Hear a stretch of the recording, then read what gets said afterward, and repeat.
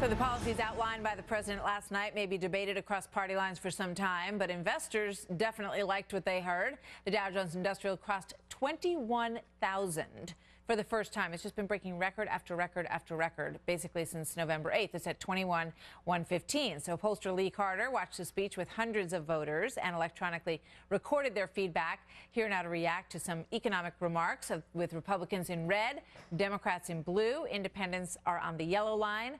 Watch this.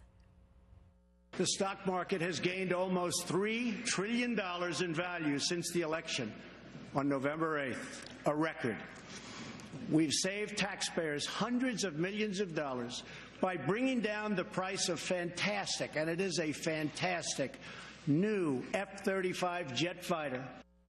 Republicans are like going up with the market there. Joining us now to discuss how the president's speech rated across partisan lines is Lee Carter. She's pollster and president of Maslansky and Partners. Good to see you. Great to be here. So, the market's obviously been taken off like a rocket, and but the blue line folks weren't too. I guess don't have a 401k or something. I don't know what's going on there.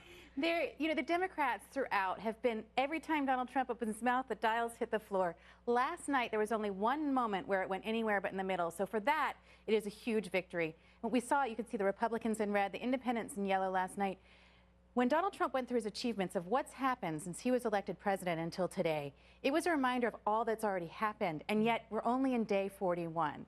And so he had a list of achievements, but then he also outlined so much what he was going to do. People loved this speech. There was one respondent who said, when he went out on the stage, I still couldn't picture him being president of the United States. When he finished that speech, I looked at him and said, that is President Trump. I mean, that for him politically, that's a huge accomplishment. Because it really is. It's something that, a hump that sort of needed to be gotten over with some people out there. So let's take a look at another one. This is President Trump last night talking about Obamacare. Watch. Action is not a choice, it is a necessity.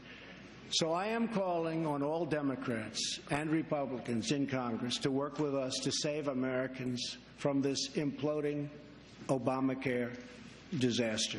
It's interesting how lockstep the independents are with the Republicans on both of those. And this was all the way throughout the whole election cycle. From almost maybe 4 weeks after Donald Trump announced that he was running, the independents were buying into his message. And it's part of the reason I was able to say, we got to take a look at this.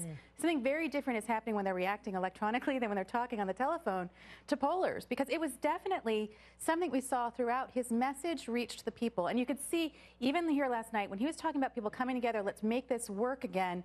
Across the board, even Democrats were on board until he said this disaster called Obamacare. And that was partisan language. It was the only time in the entire speech last night where we saw a drop, and that was it. All right, we got to wrap it up. Thank you very much, Lee. Good to see you tonight.